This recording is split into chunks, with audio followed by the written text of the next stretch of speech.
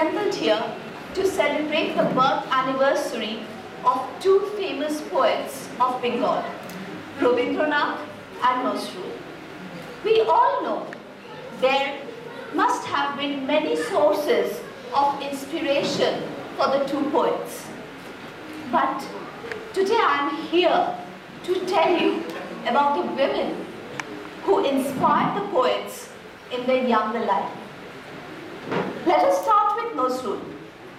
The young, dashing Nazrul fell in love with the beautiful Nargis.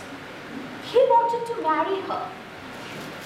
Well, whether the marriage happened or not, it's a controversy. But the family opposed. And that incident inspired the poet to leave his hometown and join the soldiers in the British Army and never to come back to Nargis again. And we see a new Nazrul.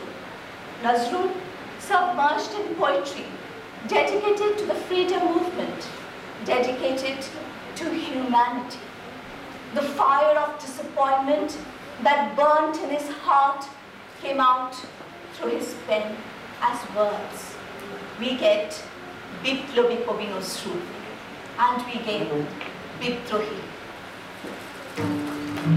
Bolobi, Bolon Nakamaboshin, Sheen Nehari Amari Notoshi, Oishikar Himadri, Bolobi, Bolo Mahabisher Mahakash Fari, Chandra Surja Grahotara Chari, Bhulako Dulako Bolako Bhedia, Khoda Rasho Narosho Chedia, Utiachi Chiro Bishor, Ami Bishyo Vidhatri, Momo Lalate Rudra Bhagavan Chale, Raj Tika Dipto Jayasri, Bolobi.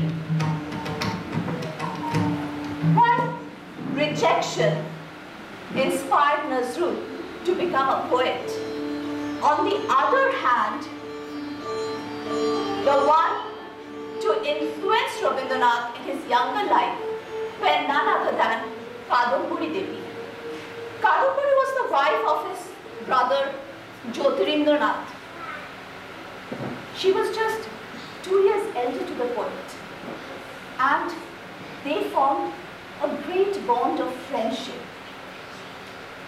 Kadambari encouraged young Robi to write poems and songs. In fact, she not only encouraged, she was the inspiration behind many poems and songs. Her untimely death created a vacuum in the poet's heart, and we see her coming back again and again in his writings. Well, Kadambari's death was shrouded with mystery. Jorashamu Thakurbari has an official statement that she died due to prolonged illness. Few say she committed suicide out of loneliness and depression. But actually what happened? Today, I'm going to enact the last few minutes of Kadambari's life. Well, it's again an adaptation of another writer. We all know that that very evening she was getting ready to join her husband and Rabindranath for the inauguration of her husband's merchant ship. But what happened? It's still a mystery, and she was found dead, all alone in a room. Let's see.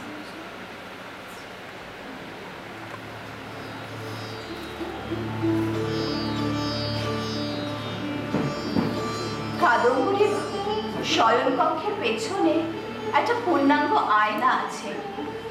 সদ্য স্নান সেরে এসে কাদম্বরী সেই আয়নার সামনে দাঁড়িয়ে চুল আঁচড়াচ্ছেন, গুনগুনিয়ে গান করছেন। আজ তার মনে একটা বেশ লুকোনো প্রসন্নতা ছড়িয়ে আছে। আয়নার কাদম্বরী দেখছেন মানুষ কাদম্বরীকে। আজ বহুদিন বাদে নিজেকে বড় সুস্থ বোধ করছেন কাদম্বরী। মুছে গেছে চোখের নিচের কালিমা, ত্বকে এসেছে মসৃণ ও উজ্জ্বল।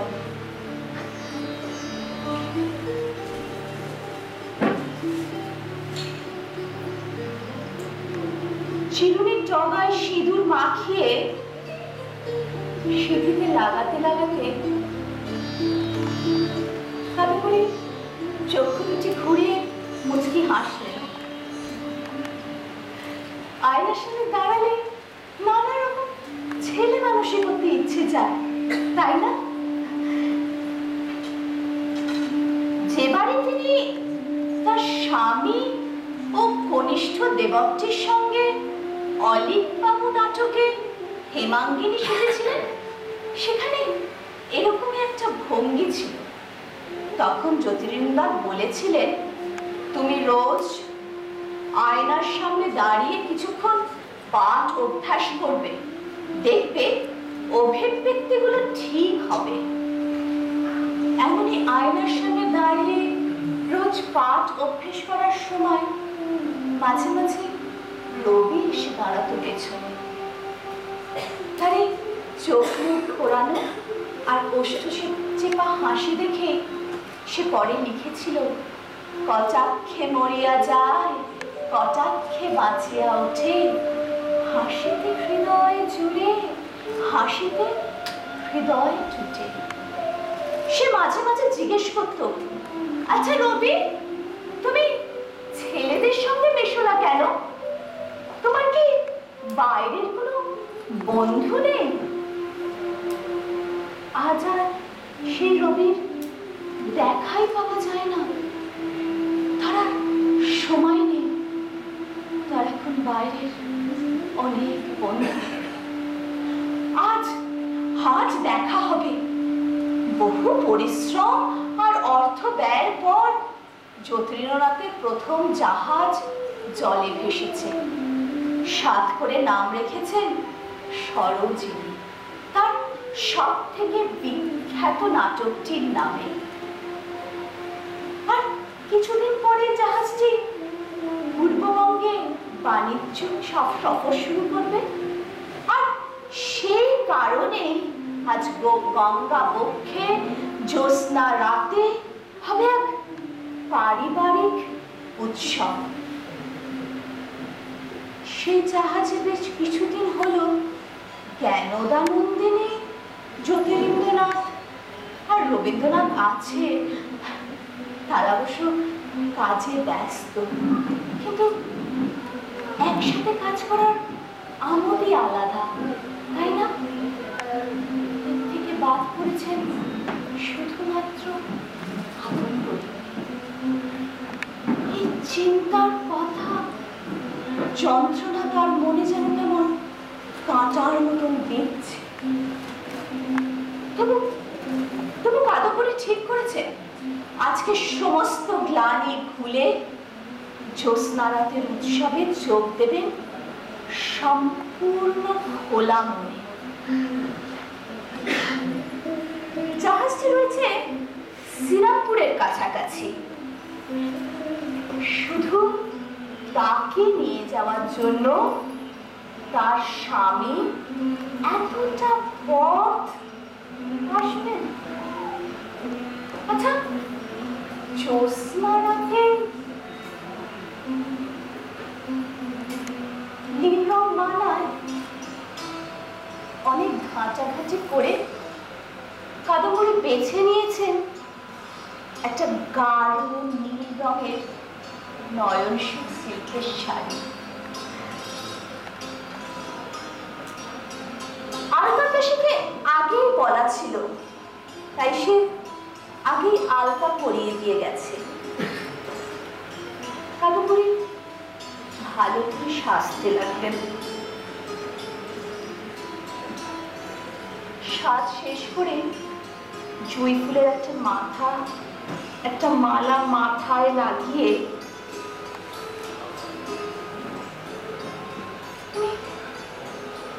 এসে দাঁড়ালেন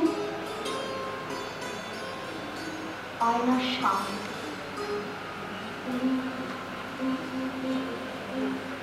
নিজের রূপ নিয়ে ঘুমোর করতেন। একদিন এমনই সাজতে দেখে একবার রবি বলেছিল, অশোক বসনা যেন আপনি ঢাকা আছে আপনার রূপের মাঝা। রাশি রাশি হাসিগুলো চমকিয়ে রূপ পেতে লুকায় আবার।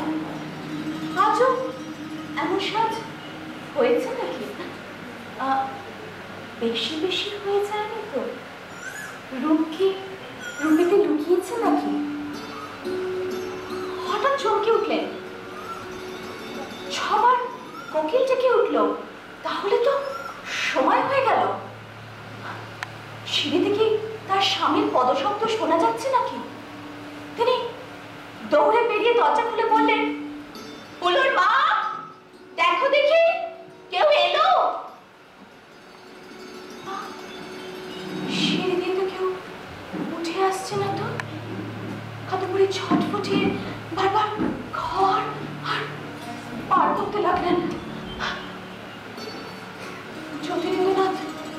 জ্যোতিরিন্দ্রনাথ আজ আসবেন না, তিনি বিশ্বাসই করতে পারছেন না। না না, তিনি আসবেন, তিনি নিশ্চয়ই আসবেন, যত দেরি হোক না কেন।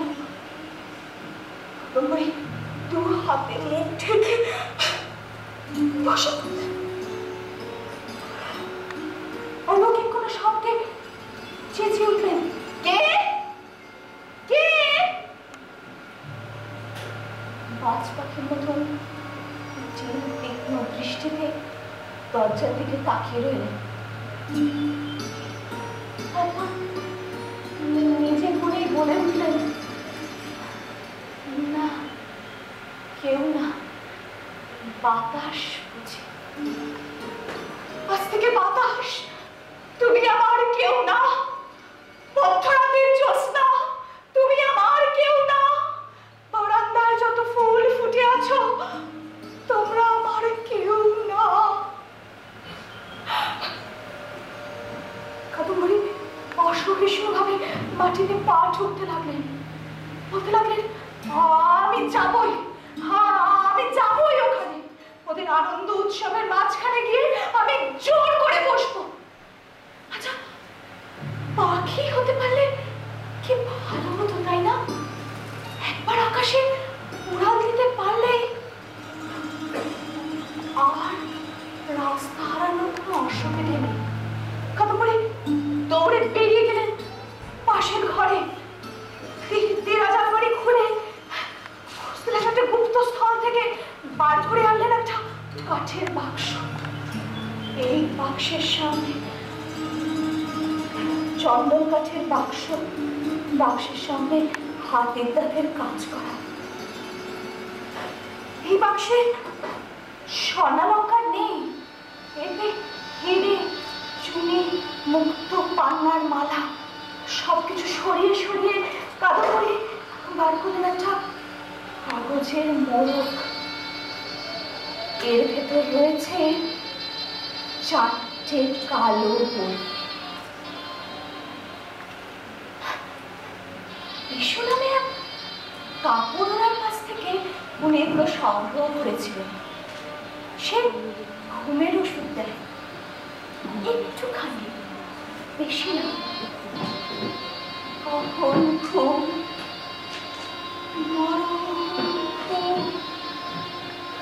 কাদম্বরী সেই বাক্সের ভেতর থেকে বার করে আনলেন 3খানি চিঠি।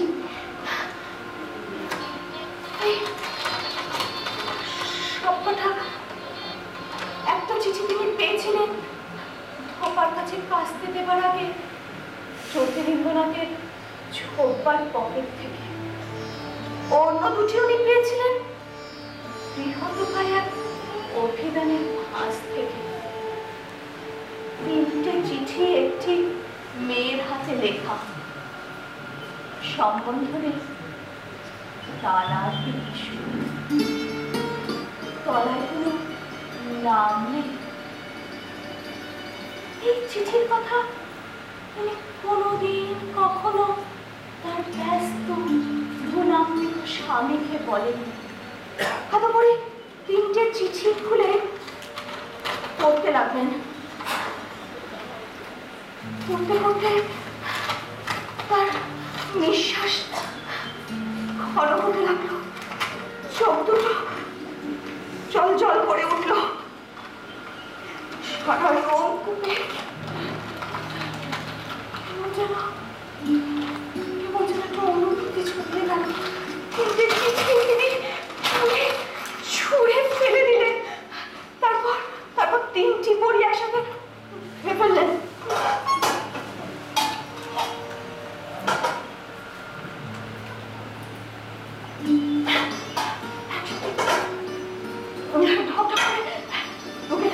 জল খেয়ে ফেলেন।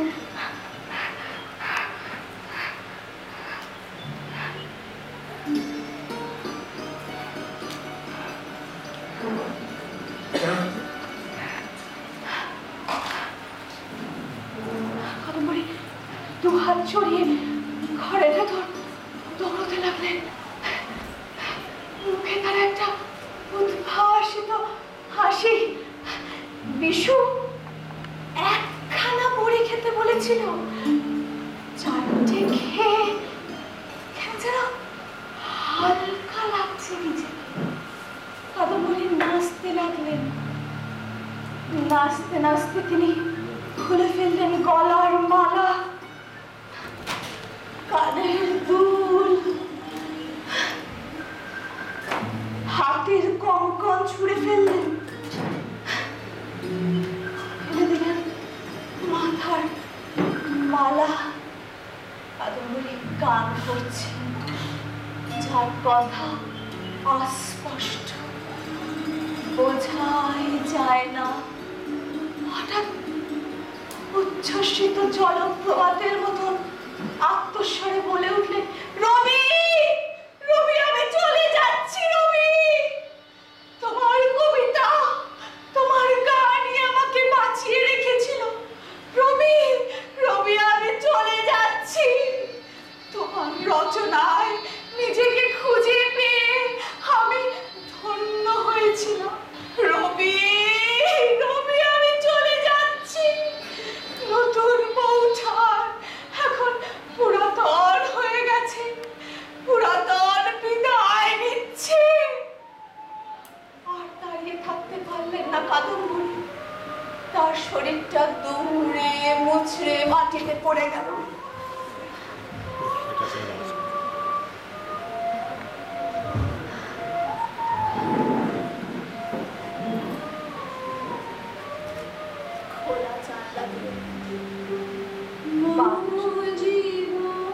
ঝাল লণ্ঠন জ্বলতেই থাকলো, কোকিল ঘন্টায় ঘন্টায় ডেকেই গেল। খোলা জানলা দিয়ে বাতাস এসে নিষ্পন্দ দেহটাকে